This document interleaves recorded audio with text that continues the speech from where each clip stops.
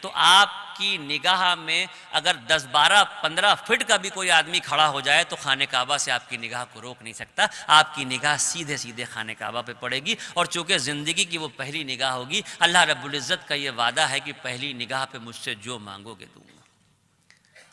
بڑی بڑی لسٹیں تیار ہوتی ہیں کہ اللہ رزق میں برکت دے دے، صحت دے دے، کاروبار میں ترقی ہو، بچیوں کی شادی اچھی جگہ ہو جائے، لڑکا کسی لائق بن جائے. بہت باتیں سوچ لیتے ہیں، مختلف انداز کی باتیں سوچی جاتی ہیں. کوئی دنیاوی اعتبار سے سوچتا ہے، کوئی دینی اعتبار سے سوچتا ہے کہ اللہ قبر کی زندگی کو آسان کر دے، آخرت میں بہتر فیصلے فرما دے. ساری باتوں کی لسٹ بنی ہوتی ہے.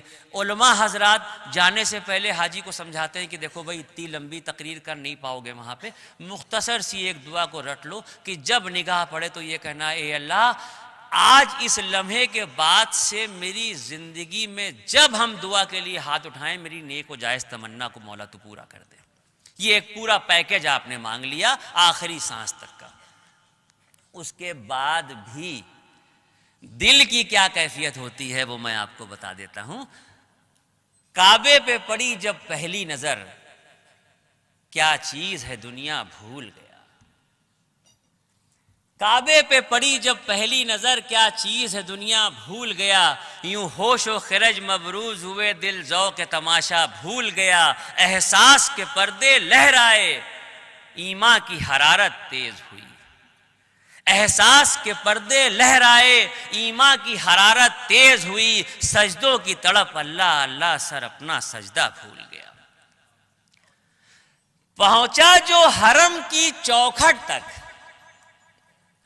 پہنچا جو حرم کی چوکھٹ تک، ایک ابر کرم نے گھیر لیا.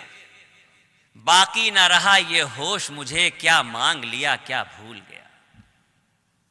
جس وقت دعا کو ہاتھ اٹھے یاد آ نہ سکا جو سوچا تھا.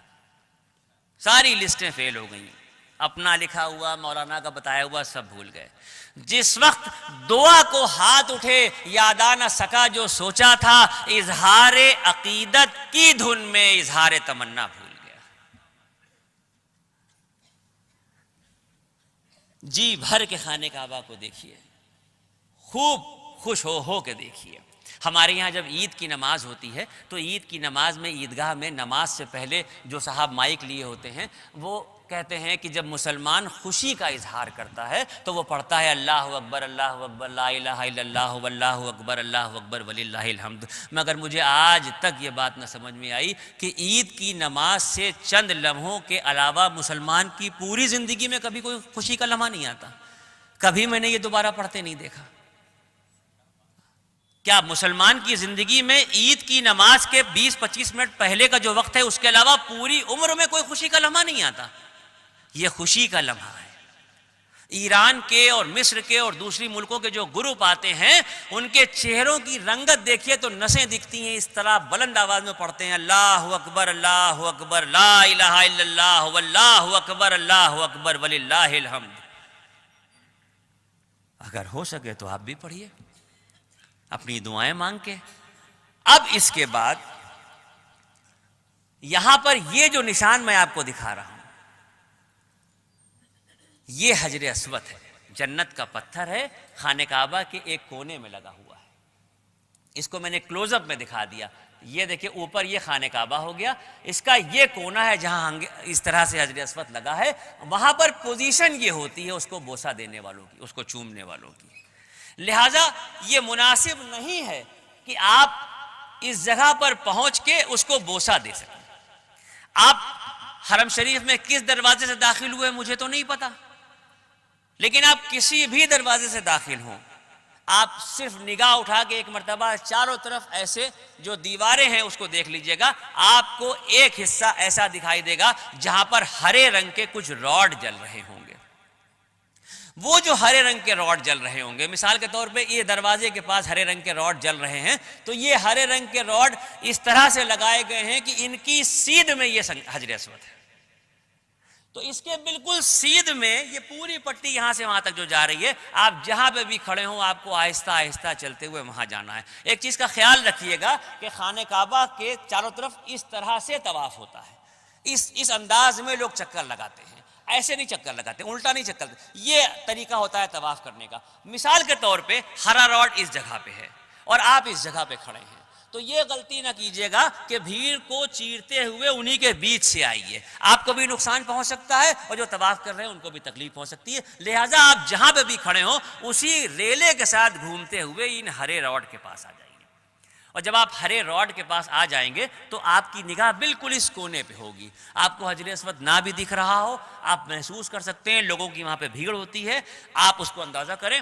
اب یہاں پر کرنا کیا ہے کہ آپ کی دونوں ہتھیلیاں اس طرح سے ہوں گی.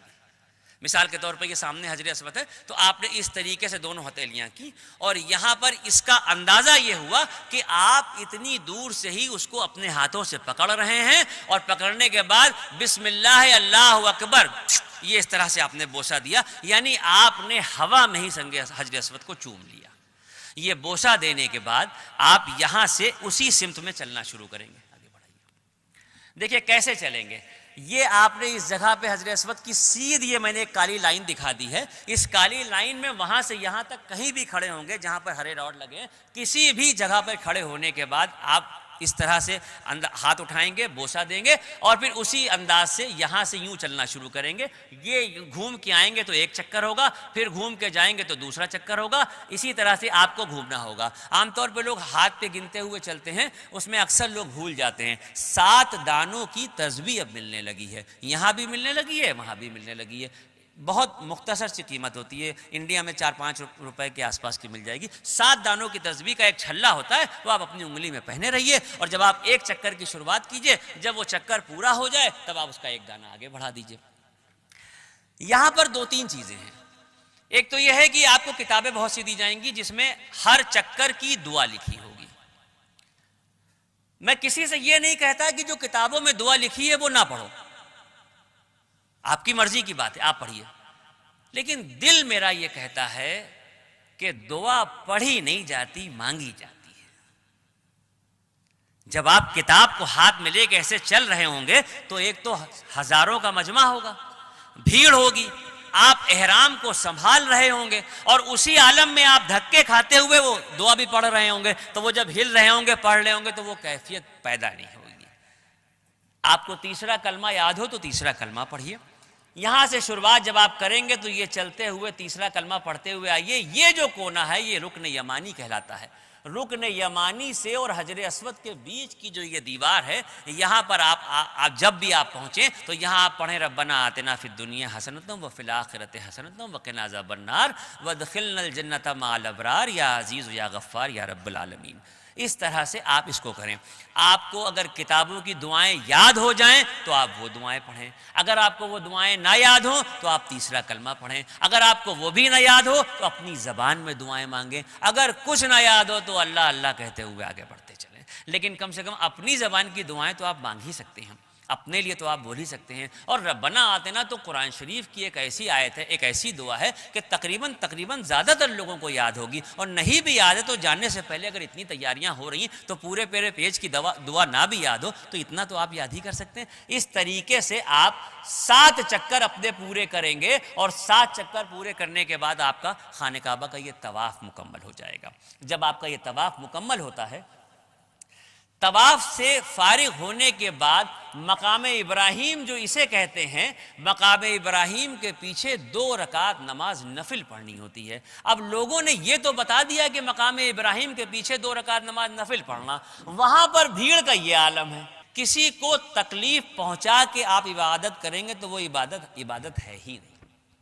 مقام ابراہیم کے پیچھے کا جو حصہ ہے اس میں کسی بھی جگہ پہ آپ 2 رکعت نماز نہ پڑھیں گے, آپ کو مقام ابراہیم کے پیچھے نماز پڑھنے کا ہی ثواب ملے گا. آپ نے حرم شریف میں داخل ہو کے کعبۃ اللہ پہ نگاہ ڈالی, دعا مانگی, روئے, گڑ گڑائے, اللہ کی بڑائی بیان کی, نزدیک پہنچے, حجر اسود سے چکر شروع کیا, 7 چکر کا طواف کر لیا. طواف سے فارغ ہونے کے بعد آپ نے مقام ابراہیم کے پیچھے نماز پڑھ لی. مقام ابراہیم کے پیچھے نماز پڑھیں گے تو جہاں آپ نماز پڑھیں گے, نماز سے فارغ ہوں گے تو اسی جگہ پر زمزم کے کین رکھے ہوئے ہیں. اس میں زیادہ تر ایسے ہوتے ہیں جو ٹھنڈے پانی ہوتے ہیں, ایک میں ہاٹ لکھا ہوتا ہے, جن کی طبیعت نہ ٹھیک ہو، صحت اچھی نہ ہو، گلے کی تکلیف ہو، ٹھنڈا نہ پئیں کیونکہ وہ ایک دم سے نقصان کر جاتا ہے۔ اس جگہ پر یہ حکم ہے کہ آپ کھینچ کھینچ کے زمزم پئیں، مطلب جتنا آپ کو قوت، اتنا بھی نہ پی جائیں کہ صفا مروہ میں صحیح کے دوران آپ کو پیشاب کی حاجت ہو۔ آپ 1 گلاس پی لیں، 2 گلاس پی لیں، زمزم پی لیں، کیونکہ اب تو آپ کو وہاں پر جتنے دن رہنا ہے زمزم ہی پینا ہے۔ آپ زمزم پی لیں، زمزم پینے کے بعد صفا اور مروہ کے 2 پہاڑوں کے بیچ میں آپ کو صحیح کرنی ہے۔ یہ پہاڑ اس زمانے میں حقیقت میں ریتیلا علاقہ تھا جہاں پہاڑ تھے۔ بی بی ہاجرہ اپنے بچے کو پانی کے لیے خانہ کعبہ کے نزدیک لٹا کے اس پہ 7 چکر دوڑی تھی پانی ڈھونڈنے کے لیے کہ پانی مل جائے۔ اس کے بعد زمزم کا چشمہ وہاں سے پھوٹا تھا۔ تو اب کیا ہے کہ یہ صفا کا پہاڑ ہے اور یہ مروہ کا پہاڑ ہے۔ آج سے 4 سال پہلے تک جن لوگوں نے سفر کیا ان کو یہ سعادت نصیب ہوئی کہ اس پہاڑ پہ وہ کھڑے ہو لیتے تھے، لیکن اب انہوں نے پچھلے 4 سالوں میں اس کو جو حقیقتاً جو پہاڑ ہے، جو اس زمانے کا پہاڑ چلا رہا ہے، اس کو شیشے سے ایسے کور کر دیا ہے۔ اب آپ حسرت بھری نگاہ سے اس کو دیکھ سکتے ہیں، اس پہ چڑھ نہیں سکتے۔ اس پہاڑ کے بعد کے حصے میں انہوں نے وائٹ ماربل لگا دیا ہے، وہاں پر آپ کو جا کے کھڑے ہونا ہے۔ صفا کی پہاڑی پہ آپ یہاں پہ کھڑے ہوں گے اور سامنے آپ کو جو حصہ دکھے گا وہ مروہ کا پہاڑ ہوگا۔ اب یہاں پر ایک بات آتی ہے، جب آپ نے طواف کی شروعات کی تھی تو آپ ہر چکر میں جب چکر پورا کر کے آتے تھے تو آپ کی ہتھیلی ایسے ہوتی تھی اور آپ کہتے تھے بسم اللہ اللہ اکبر اور پھر آگے بڑھ دیتے تھے۔ یہ ہتھیلی آپ کی ایسے ہوتی تھی۔ یہ ہتھیلی اس لیے آپ کی ایسے ہوتی تھی کیونکہ آپ ظاہرانہ طور پہ یہ ظاہر کر رہے تھے کہ آپ حجر اسود کو پکڑ کے بوسہ دیں گے، ہے نا بھائی؟ لیکن جب آپ صفا کی پہاڑی پہ آئیں گے تو صفا کی پہاڑی پہ آپ کے ہاتھ کا ڈائریکشن یوں نہ ہو کے یوں ہوگا۔ کیوں؟